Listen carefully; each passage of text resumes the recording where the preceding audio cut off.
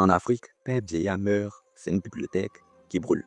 Cette phrase est devenue célèbre dans le monde entier. Elle est souvent citée dans les conférences, les livres, les universités. Mais très peu de gens savent qui l'a prononcée. Cet homme s'appelait Amadou Hampâté Bâ, un écrivain, un sage, mais surtout un homme qui a consacré sa vie à sauver la mémoire de l'Afrique parce qu'il avait compris quelque chose de simple.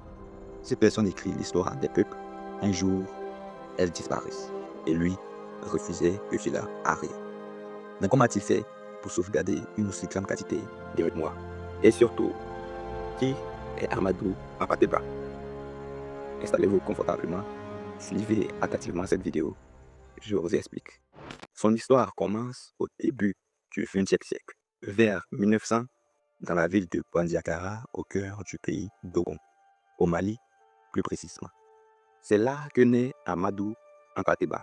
Il grandit dans une société où la parole est plus importante que l'écriture, où les histoires se transmettent de génération en génération. Les griots racontent les grandes épopées, les anciens expliquent les traditions. Les enfants apprennent en écoutant. Le jeune Amadou passe des heures à écouter ces récits, contes, légendes, histoires de rois, histoires de guerre, mais aussi des enseignements sur la sagesse et la spiritualité. Sans le savoir, il est en train de faire quelque chose de très important et mémorise un patrimoine entier. Et vous allez savoir dans la suite pourquoi cela est très important. À cette époque, l'Afrique de l'Ouest est sous domination française. L'administration coloniale impose un nouveau système, l'école coloniale. Le jeune Hampâté Bâ y est envoyé presque malgré lui. Dans ces écoles, on apprend le français, l'administration, l'histoire occidentale. Presque rien sur les cultures africaines. C'est un choc. Deux mondes s'opposent. D'un côté, le monde de la tradition orale africaine et celui de l'écriture occidentale. Beaucoup d'Africains de cette génération doivent choisir l'un ou l'autre. Mais Hampâté Bâ refuse de choisir. Il comprend quelque chose de plus subtil. Si les traditions africaines ne sont jamais écrites, elles risquent de disparaître. Et lui décide de faire le pont entre ces deux mondes. Un événement va profondément marquer sa trajectoire. Sa rencontre avec le maître spirituel Thiemo Bokar. Thiemo Bokar est un sage soufi très respecté. Il enseigne la tolérance, la patience, la recherche de la vérité. Et Hampâté Bâ devient son disciple.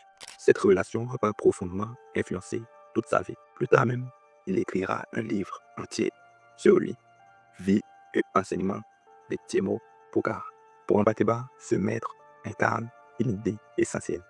La sagesse africaine se trouve dans les hommes et les femmes qui transmettent la connaissance. Dans les années 1940, un tournant majeur arrive. Hampâté Bâ rejoint l'Institut français d'Afrique noire. Sa mission est particulière.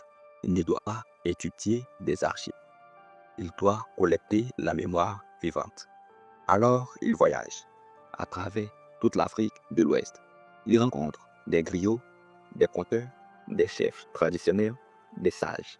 Et il écoute pendant des heures, parfois des jours.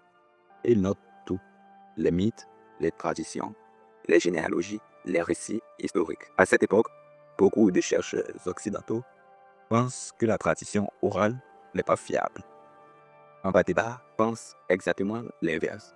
Pour lui, la tradition orale est une véritable bibliothèque vivante, mais une bibliothèque fragile.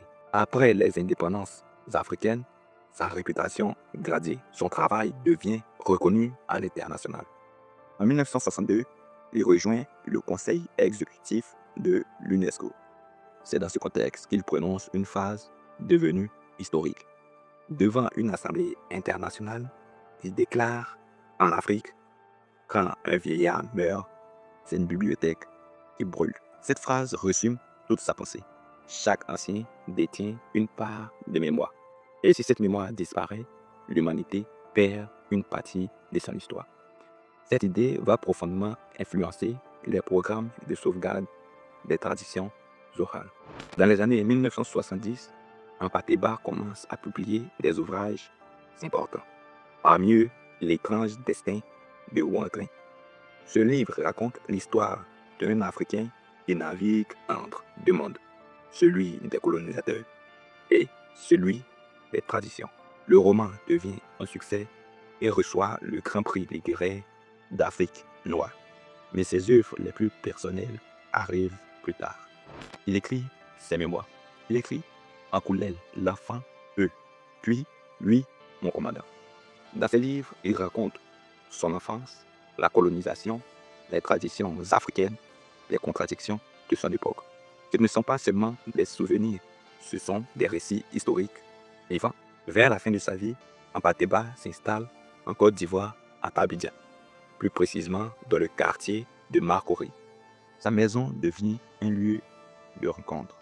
Des chercheurs viennent le voir, des étudiants, des écrivains, des intellectuels africains. Beaucoup viennent simplement écouter, parce que Ampateba est devenu quelqu'un qu'on appelle un sage, quelqu'un qui transmet, quelqu'un qui explique, quelqu'un qui relie les générations.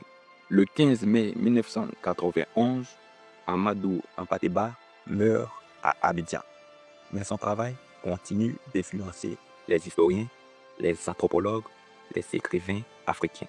Aujourd'hui, ces archives contiennent des milliers de pages de traditions orales, des contes, des récits historiques et savoirs spirituels.